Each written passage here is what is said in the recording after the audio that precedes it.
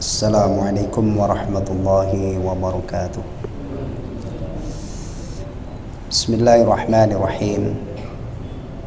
Alhamdulillahi rabbil alamin.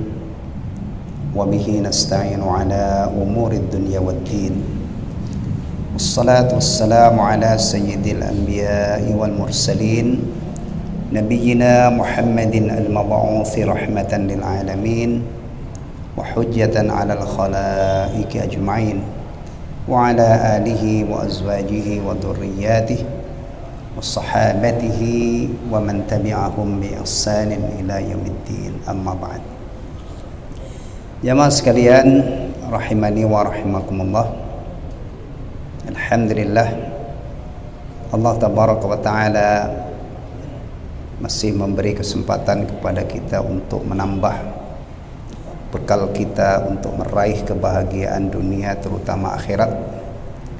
Dan juga setelah kita menunaikan sholat maghrib, kemudian zikir ba'da sholat dan sholat ba'diyatul maghrib, kita masih diberi kemudahan, diberi pertolongan oleh Allah subhanahu wa ta'ala untuk melanjutkan kajian tafsir juz amma. Kita masih mengkaji surah At-Takwir. Ya, baru kita mulai pekan lalu ya. At-Takwir, betul? Nah. Ikhwatal iman rahimani wa rahimakumullah. Surah At-Takwir, surah Al-Infitar dan surah Al-Insyiqaq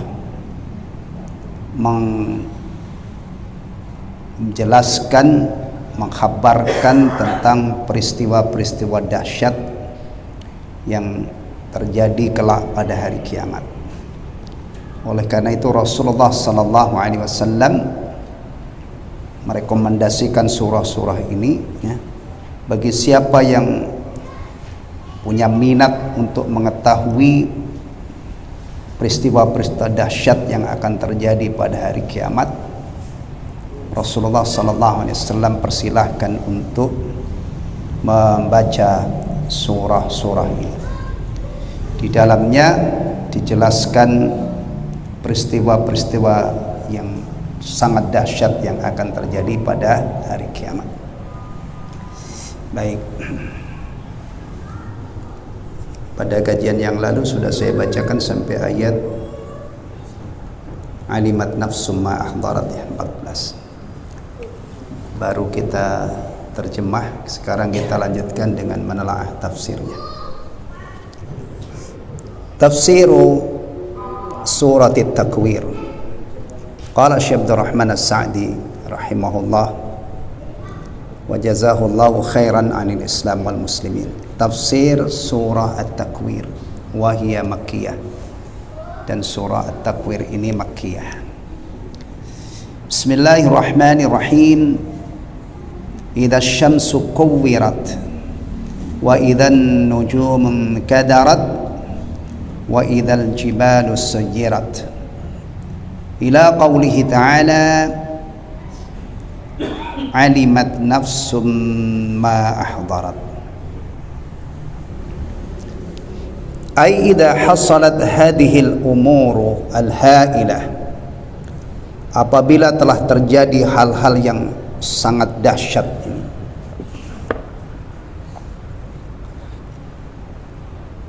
tamayyazal khalqu, maka manusia akan terpisahkan, akan terbagi, ada yang bahagia, ada yang sengsara. Wa alima kullu ahadin ma qaddamahu li akhiratihi, dan setiap orang ya, mengetahui apa yang telah dilakukan untuk akhiratnya. Setiap orang nanti kalau pada hari kiamat ya, akan mengetahui apa yang telah dia perbuat untuk akhiratnya. Allah Subhanahu wa taala perintahkan untuk setiap individu, setiap orang ketika diberi kesempatan hidup di dunia ini, hendaknya dia manfaatkan untuk menyiapkan bekal, menjalankan perintah-perintah Allah, menjauhi larangan-larangannya, dan sebelum itu tentunya beriman dulu. Ya ayyuhalladzina amanu taqullah, wahai orang-orang yang beriman, bertakwalah kepada Allah. Wal tanzur nafsum ma qaddamat lighad, dan hendaknya setiap jiwa, setiap individu memperhatikan apa yang sudah dilakukan untuk akhiratnya. Akhirat itu di dalam Al-Quran disebut dengan ghad. Ghad itu maknanya besok. Tapi bisa jadi ribuan tahun belum datang akhirat itu. Ya. Bukan berarti Qur'annya bohong atau Qur'annya salah menginformasikan tentang akhirat. Karena ada kaidah, setiap hal yang pasti datang itu dekat. Kullu ma huwa atin qarib, setiap hal yang pasti datang itu dekat. Kalau enggak hari ini, besok. Kalau enggak besok, minggu depan. Kalau enggak minggu depan, tahun depan. Kalau enggak tahun depan, abad depan. Pokoknya pasti terjadi. Nah, wal tanzur nafsum ma qaddamat lighad. Beruntunglah orang-orang yang merespon perintah ini. Hidupnya diisi dengan ketaatan kepada Allah Tabaraka wa Ta'ala. Apa yang dia kerjakan di sini nanti dia mengetahui, tidak ada yang hilang sedikit pun. Nah, ini disebutkan oleh beliau ya di sini. Ya. Min syarrin wa ma ahdarahu fiha min khairin wa syarrin, dan apa yang dia siapkan untuk akhiratnya baik berupa kebaikan atau keburukan, pasti dia akan mengetahui amalnya itu ya. Kemudian tentunya bukan hanya mengetahui, berikutnya pasti akan mendapatkan balasan yang seadil-adilnya dari Allah ahkamul hakimin, yang menjadi hakim yang paling adil, yang sudah memberikan jaminan kepada hamba-hambanya bahwa Allah tidak akan mendolimi hamba-hambanya sedikit kecil apapun ya. Baik, ini perjalanan kita ya sekarang di dunia ini, kesempatan beramal. Amal kita dicatat oleh malaikat. Catatan amal itu satu saat pasti akan kita terima. Dari situ kita mengetahui, atau setiap orang akan mengetahui apa yang dulu dia kerjakan waktu di dunianya. Bahkan bukan hanya amal ya, sampai ucapan. Kita ini punya keyakinan bahwa ucapan kita itu dicatat oleh malaikat. Bayangkan ya, ucapan. Makanya lisan ini erat banget kaitannya dengan keselamatan. Lisan ini punya hubungan yang sangat erat dengan surga. Rasulullah SAW bersabda, barang siapa yang memberi jaminan kepadaku bisa menjaga lidahnya dan menjaga kemaluannya, aku jamin surga. Jadi salah satu masalah yang harus diperhatikan oleh orang-orang yang punya cita-cita hebat pengen masuk surga adalah menjaga lisan dan kemaluannya. Tentunya menjaga itu dari hal-hal yang dilarang oleh Allah Subhanahu wa Ta'ala. Baik. Wadzalika idza kana yaumul qiyamah, dan hal itu terjadi pada hari kiamat. Jadi setiap orang akan melihat apa yang dulu dikerjakan di dunia melalui catatan amal yang sangat detail ya. Kejadian ini adalah nanti pada hari kiamat. Kalau sekarang semuanya masih gaib. Ada nggak yang pernah melihat malaikat yang mencatat amal kita? Nah, ngelihat? Nggak pernah kan? Tapi kita yakini ada malaikat yang ditugaskan oleh Allah untuk mencatat kita. Buku catatan kita sudah pernah lihat? Nah, enggak. Gaib, tapi satu saat nanti menjadi nyata. Ya, jadi nyata. Maka siap-siap Ini sebenarnya yang paling pokok, ya. Jangan sampai kita lengah. Nah, kalau hari kiamat sudah terjadi, yaumal qiyamati tuqawwarus syams, di mana matahari digulung. Ya, matahari makhluk yang besar,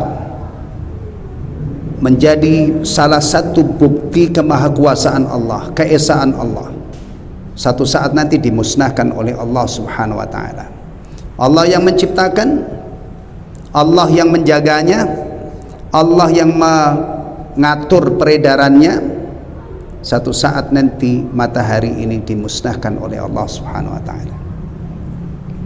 Ini yang mengkabarkan adalah Allah sendiri yang menciptakan matahari, yang menetapkan garis edarnya matahari, yang menerbitkan dari ufuk timur, yang membenamkan di ufuk barat, yang juga dikabarkan oleh Rasulullah bahwa matahari itu nanti menjelang kiamat terbit dari tempat terbenamnya. Salah satu tanda besar kiamat, ya. Kalau matahari sudah terbit dari barat, apa yang terjadi? Kaitannya dengan taubat, pintu taubat sudah tertutup. Orang-orang yang mau beriman setelah matahari terbit dari barat telat. Orang-orang ahli maksiat yang ingin memperbaiki dirinya, ingin bertobat, telat. Itu tertutupnya pintu tobat secara umum. Adapun pintu tobat tertutup secara individu adalah ketika orang itu nyawanya sudah sampai di kerongkongan. Istilahnya apa itu? Ghargharah. Ya. Makanya taubat itu memerlukan gerak cepat. Tadi Ustadz kita, ya, Ustadz Nasir hafizahullah membaca ayat wasari'u ila maghfiratin mir rabbikum, dan bersegeralah kalian meraih ampunan dari Tuhan, karena memang meraih ampunan ini ada saatnya telat. Ya, kita yang masih sehat ini, kalau kita beristighfar, kita bertobat, peluang diterima masih ada. Tapi mungkin ada di luar sana, ya, nyawanya sudah sampai di sini, sebentar lagi nyawanya dicabut lewat ubun-ubun. Untuk orang yang seperti ini, pintu taubat sudah tertutup. Maka taubat itu harus membutuhkan gerak cepat, jangan sampai kita terlambat. Demikian juga mohon ampun kepada Allah Subhanahu wa taala. Aitu jma'u wa tulaf, dikumpulkan dan dilipat.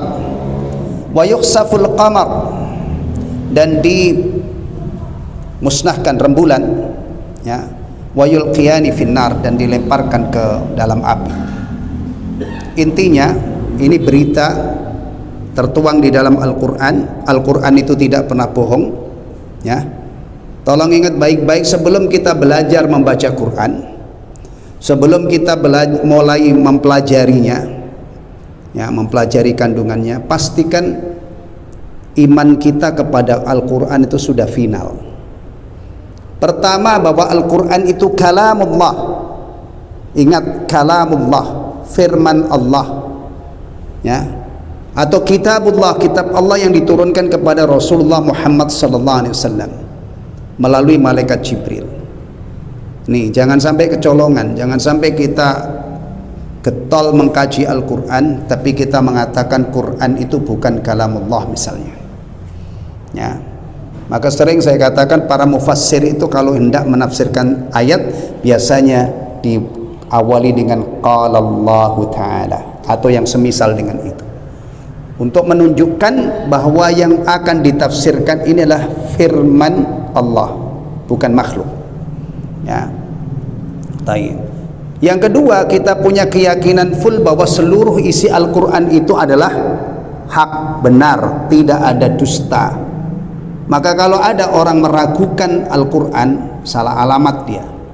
Al-Quran itu tidak untuk diragukan, tapi diyakini kebenarannya, dan itu dinyatakan oleh Allah di awal surah Al-Baqarah, dzalikal kitabu la raiba fi. Terus berikutnya, orang yang berpegang teguh dengan Al-Quran pasti bahagia. Orang yang mencampakkannya pasti binasa dan sengsara. Ini juga bagian dari keyakinan seorang muslim tentang Al-Quranul Karim. Sampailah kita surah At-Takwir ada khabar, namanya berita dari Allah bahwa matahari digulung. Kemudian wa idzan nujumun kadarat, dan apabila bintang-bintang berjatuhan. Persoalan yang pertama tadi, kejadian matahari dimusnahkan oleh Allah, digulung, itu tidak mungkin dijangkau oleh akal kita. Bagaimana sebenarnya peristiwa itu terjadi? Dahsyat di luar jangkauan nalar kita. Apalagi ditambah wa idzan nujumun kadarat, apabila bintang-bintang berjatuhan. Itu dahsyatnya kayak apa peristiwa ini? Ay taghayyarat wa tasaqatat min aflaqiha, yakni berubah ya, dan berjatuhan dari garis-garis edarnya, dari tempat-tempatnya. Dah, matahari dimusnahkan oleh Allah, dikhabarkan dalam ayat ini kuwirat, digulung. Bintang-bintang berjatuhan. Sekarang gunung, Allah mengkhabarkan tentang gunung. Wa idzal jibalu suyirat, dan apabila gunung-gunung dijalankan, ay sarat kathiban mahila, jadilah tumpukan pasir. Summa sarat kal ihnil manfush, kemudian jadilah seperti bulu ya, atau kapas yang berterbangan. Summa taghayyarat wa sarat haba'an mumbatha, kemudian berubah menjadi debu yang berterbangan. Wasuyirat an amakiniha, dan dijalankan dari tempat-tempatnya, musnah semusnah-musnahnya ya. Gunung-gunung yang menjulang tinggi itu dikhabarkan oleh Allah dihancurkan, bukan bongkahan-bongkahan, tapi sampai ke partikel terkecil, menjadi debu yang berhamburan. Ilmu tentang gunung ya, tentang gunung yang kita ambil dari Al-Quran. Gunung itu dikhabarkan oleh Allah fungsinya adalah autad, wal jibala autada, dan gunung-gunung sebagai tiang pasak untuk menjaga keseimbangan bumi. Antum bayangkan kalau gunungnya ini sudah dimusnahkan oleh Allah, padahal fungsi gunung itu adalah menjaga kestabilan bumi ini, maka buminya juga akan bergoncang dahsyat. Al-Quran tidak akan bertentangan satu ayat dengan ayat yang lain. Ketika Allah mengkhabarkan ini, pada hari kiamat gunung itu dimusnahkan, musnah sampai ke jadi debu, partikel. Di sisi yang lain Allah khabarkan idza zulzilatil ardu zilzalaha. Satu ayat dengan yang ayat yang lain tidak mungkin bertentangan. Ketika pasaknya ini untuk menjaga keseimbangannya ini sudah dihancurkan, maka buminya juga dikhabarkan oleh Allah dalam surah yang lain digoncang oleh Allah dengan goncangan yang dahsyat. Nah, ini simple ya, sederhana banget. Apa yang dikhabarkan oleh Allah kita imani, bahwa nanti pada suatu saat apa yang dikhabarkan ini pasti terjadi. Matahari ya, bintang, gunung, pasti yang dikhabarkan dalam ayat ini pasti terjadi satu saat nanti. Ini ada juga kaitannya dengan nafkhus sur. Apa itu nafkhus sur? Tiupan sangkakala. Ini juga bagian dari akidah seorang mukmin. Bahkan orang mukmin mengenal siapa malaikat yang ditugasi oleh Allah menjalankan tugas ini. Masya Allah ya, cuman kadang-kadang ada orang Islam itu telat, dia tidak mempelajari hal ini, akhirnya tidak tahu peristiwa-peristiwa dahsyat ini ya. Ini ada kaitannya dengan malaikat yang ditugasi oleh Allah meniup sangkakala, Israfil alaihissalam. Para ulama juga sudah menjelaskan nafkhah itu ada dua kali, nafkhatain atau nafkhatan. Nafkhatul fana itu tiupan yang pertama, efeknya adalah seluruh alam semesta ini dimusnahkan oleh Allah Subhanahu wa taala, termasuk manusia yang tadinya masih hidup dimatikan oleh Allah semuanya. Dan ingat, pada saat tiupan pertama itu tidak lagi ada orang beriman. Itu sudah tidak ada orang beriman, yang ada syirarun nas, Jadi sudah tidak mungkin masjid ini ada orang yang rukuk dan sujud di dalamnya. Itu orang-orang beriman sudah diwafatkan oleh Allah Subhanahu wa taala. Maka yang ketemu dengan tiupan pertama itu adalah syirarun nas. Antum bayangkan orang-orang bejat itu apa kira-kira aktivitasnya? Maksiat apa yang paling diminati oleh manusia? Syahwat apa yang paling nikmat untuk dikenyangkan, dipuaskan? Kemaluan. Maka bisa dibayangkan saat itu orang sedang asik, ada yang zina di tengah jalan, macam-macam. Yang jelas syirarun nas.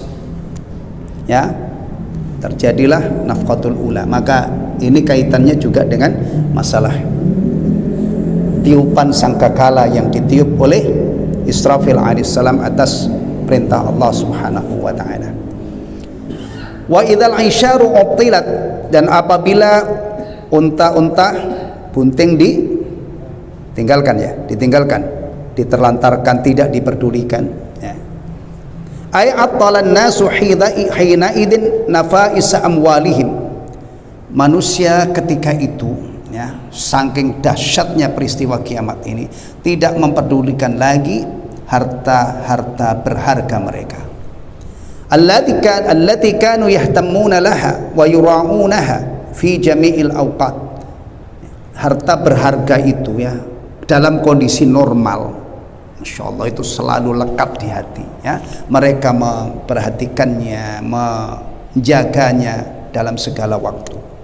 Faja'ahum ma yudhiluhum anha, lalu datanglah kepada mereka hal yang membuat akal mereka ini akal mereka hilang, ya, karena dahsyatnya peristiwa itu. Kemudian fanubbiha bil isyar, di dalam ayat ini disebutkan onta bunting atau onta yang beranak. Wa hiya nauqul lati tattabi'uha auladuha. Al isyar itu adalah onta yang anak-anaknya itu pada ngikutin di belakangnya. Onta yang punya anak-anak. Ini barang berharga, ya, barang berharga.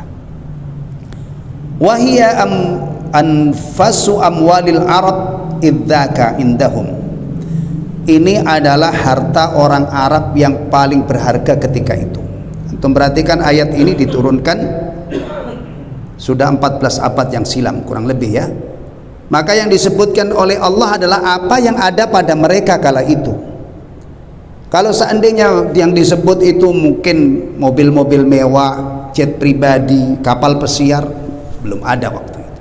Tinggal kita, ya, kita yang memtadaburi ayat ini, ya, berarti ayat ini mengkhabarkan bahwa nanti pada hari kiamat itu orang sudah tidak lagi peduli dengan harta benda yang berharga apapun wujudnya. Bahkan kalau orang non Arab itu rata-rata tidak punya onta. Orang Indonesia tidak ada orang yang punya harta benda yang berharga yang berwujud onta. Tapi intinya adalah orang sudah tidak sempat lagi, tidak ada waktu lagi untuk mengurusi, karena dicekam, karena ada peristiwa dahsyat yang mereka alami. Dan itu tidak sulit, jemaah sekalian, tidak sulit, ya. Sekarang peristiwa-peristiwa di dunia itu kadang-kadang membuat orang lupa segalanya. Padahal peristiwa kecil-kecil di dunia ini tidak sampai kiamat. Sekedar contoh, ya, semoga tidak terjadi. Sekedar contoh, misalnya orang ini pada asik kerja di kantor atau di belanja di mall, ada gempa, rata-rata mereka berhamburan lari. Bahkan kadang-kadang ada yang loncat dari lantai 2, udah tidak sempat berpikir panjang. Atau misalnya peristiwa kebakaran, kita sering mendengar ada peristiwa kebakaran itu ternyata ada anak-anak yang terkunci di lantai 2. Dalam kondisi seperti itu, tidur lelap, tiba-tiba ada kebakaran, ini akal manusia tidak mungkin sanggup berpikir macam-macam. Yang paling pertama diselamatkan tentunya apa? Dirinya, emasnya, duitnya, anaknya, kadang-kadang tertinggal, akhirnya menjadi korban. Jadi untuk memahami masalah ini bisa kita lakukan pendekatan peristiwa-peristiwa yang ada di dunia ini. Kadang-kadang orang yang dalam kondisi normal itu pikirannya masih waras, tapi dalam kondisi dia kaget, terkejut, ya, itu kadang-kadang sudah tidak bisa berpikir normal, ya. Dalam kondisi normal itu kira-kira ada nggak orang-orang punya duit 10 juta itu lupa naruhnya?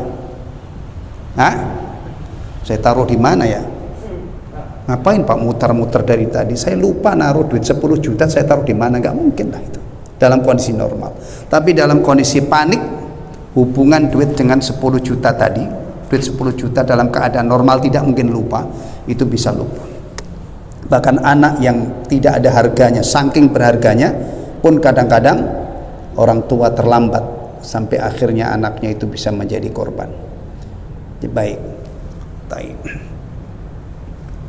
Ala ma huwa fi ma'naha fi kulli nafis. Nah ini nih ya, aslinya onta yang bunting atau onta yang beranak itu adalah harta yang paling berharga, tapi ini mewakili semua harta yang berharga dimanapun adanya, tidak mesti onta. Yang penting pada saat terjadinya kiamat orang tidak lagi peduli dengan harta kekayaannya.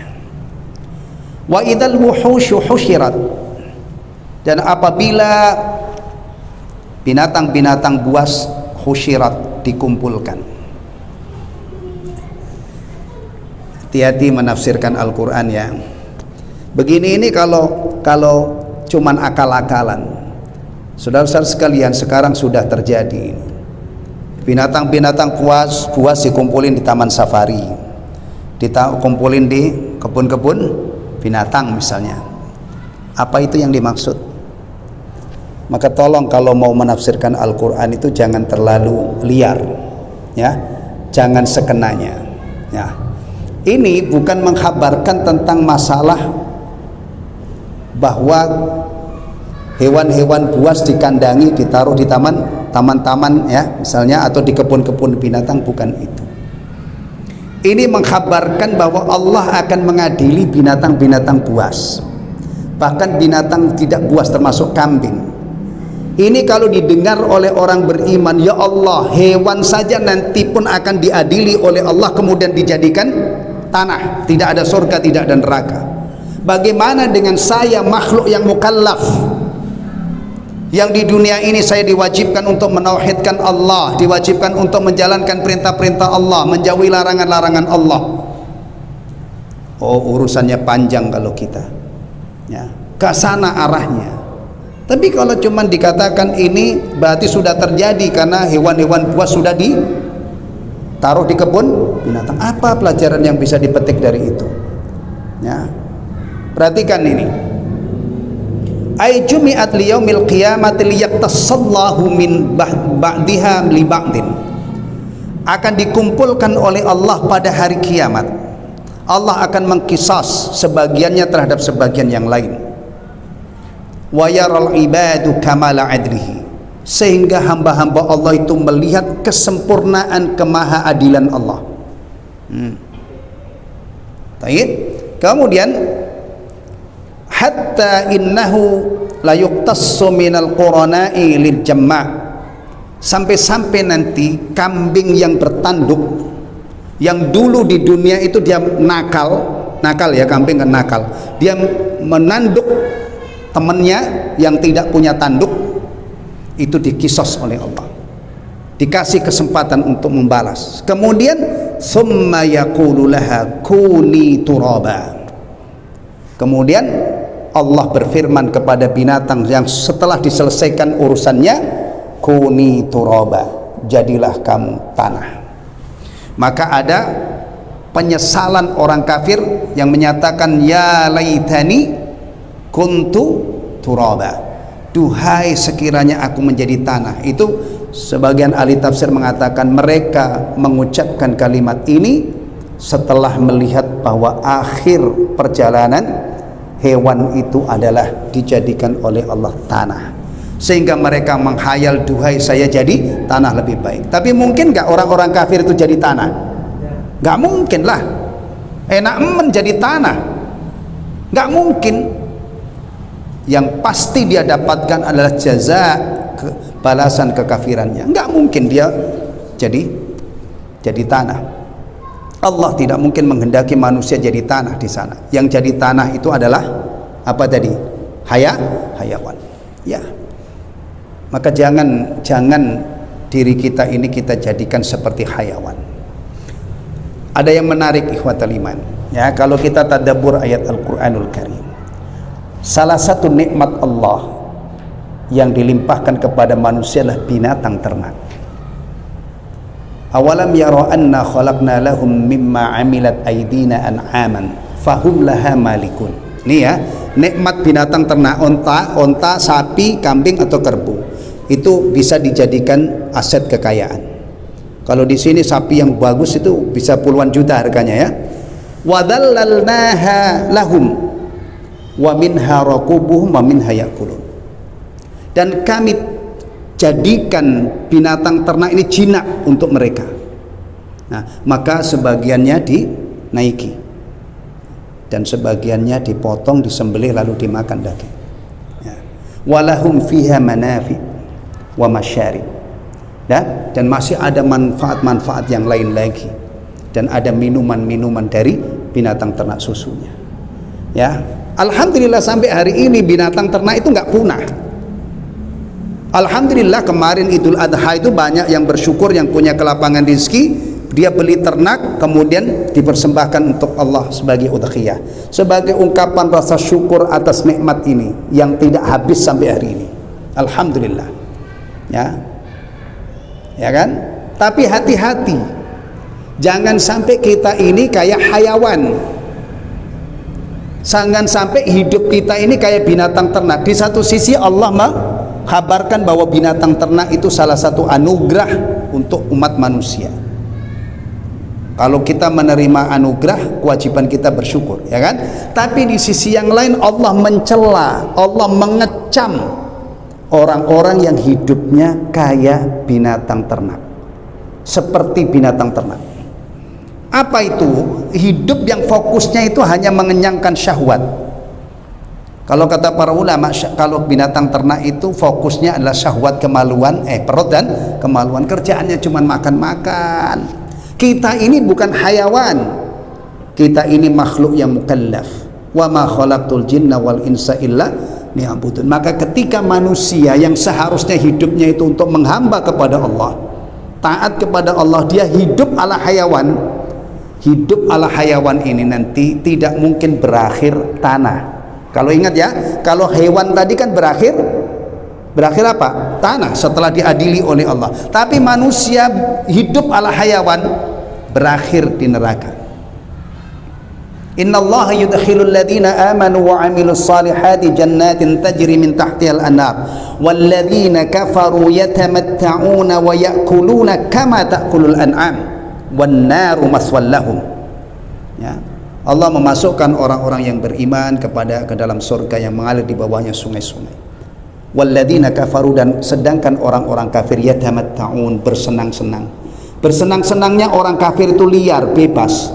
Beda dengan bersenang-senangnya orang mukmin. Dia menikmati sebatas yang dihalalkan oleh Allah. Aman. Ya, di dunia bisa dinikmati, di akhirat aman. Sebatas yang dihalalkan oleh Allah. Yatamatta'una wa ya'kulun, mereka bersenang-senang makan layaknya binatang ternak. Wan naru maswal lahum. Jadi kehidupan yang paling berbahaya yang dijalani oleh seorang manusia adalah kehidupan ala binatang. Nggak ingat kewajiban beribadah kepada Allah, dia puas-puasin nafsu perutnya. Kemudian setelah, biasanya kalau nafsu perut ini sudah full, berikutnya apa? Nafsu syahwat, kemaluannya juga tegangan tinggi. Tapi puncaknya wan naru maswal lahum, sedangkan neraka menjadi tempat tinggal untuk mereka. Hati-hati ya. Di satu sisi binatang ternak itu diingatkan oleh Allah sebagai salah satu nikmat yang alhamdulillah sampai hari ini kita bisa nikmati. Semua yang disebutkan itu bisa, mulai yang dipelihara untuk kekayaan, mulai yang dimakan, dijadikan tunggangan, diminum susunya, alhamdulillah sampai hari ini masih bisa dinikmati semuanya. Ya, hati-hati ya, ini adalah karunia Allah. Tapi di sisi yang lain Allah mencela manusia yang hidupnya seperti binatang ternak. Wa idzal biharu sujjirat, berikutnya adalah kejadian yang menimpa laut ya. Kalau tadi matahari sudah, bintang sudah, gunung sudah, sekarang laut Ya, ai uqidat, sujirat ai uqidat, dinyalakan. Kalau dinyalakan itu berarti yang nyala apa? Api ya. Fasarat ala idamiha naran tatawaqqat. Lalu lautan yang luas ini, yang besar, akhirnya karena dinyalakan maka berkobarlah api yang menyala-nyala. Wa idzan nufusu zuwijat, dan apabila apa itu, roh atau jiwa di apa terjemahannya di situ, zuwijat, pasangkan, dipertemukan. Ini apa maknanya? Ya, nah, bisa jadi yang pertama ini adalah nyawa nanti ditautkan dengan jasad. Hati-hati, ada sebagian orang yang punya keyakinan bahwa kehidupan akhirat itu ruhani. Hati-hati, ini adalah keyakinan yang jelas-jelas batil, sesat, dan kalau diajarkan berarti menyesatkan. Ya, kehidupan akhirat itu bukan hanya ruhani. Allah nanti bikinkan jasad yang baru, kemudian dipertemukan dengan ruh yang dulu pernah dipisah oleh Allah waktu kematiannya. Tapi jasad di sana itu tidak sama dengan jasad di sini. Ya, misal ahlul jannah, penghuni surga itu muda-muda semua dan tetap muda, tidak akan tua. Umurnya berapa penghuni surga itu? 33, antara 30-an. Kemudian tidak akan menua selama-lamanya. Jadi kalau misalnya di dunia ini ada orang 100 tahun baru wafat, badannya dulu waktu wafat itu sudah bongkok, sudah lemah gitu ya, nanti badannya bukan itu. Karena kalau kakek-kakek di surga ya, nikmat itu bergelimang tapi badannya lemah, nggak terserap nikmat itu ya.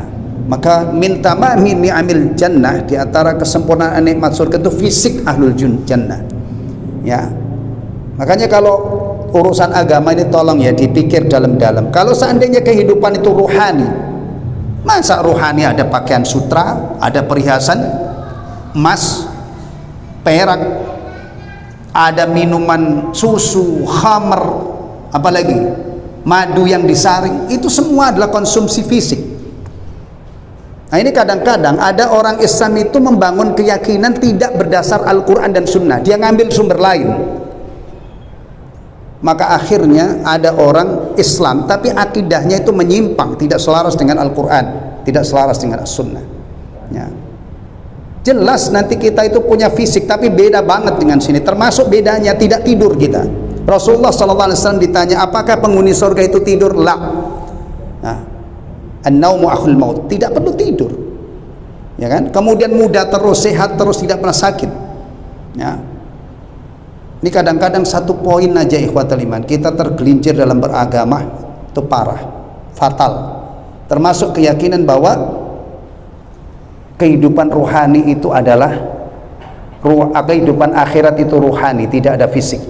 Ini tidak mungkin dijelaskan melalui ulama, tidak mungkin bersumber dari Al-Quran. Kalau yang menjelaskan berdasarkan Al-Quran, berdasarkan Sunnah, pasti diterangkan bahwa nanti pada hari kebangkitan itu jasad-jasad yang sudah hancur lebur itu dihidupkan kembali, diberi bodi baru, kemudian dimasukkan ruh ke dalamnya, hidup kembali dan tidak akan mati-mati lagi ya.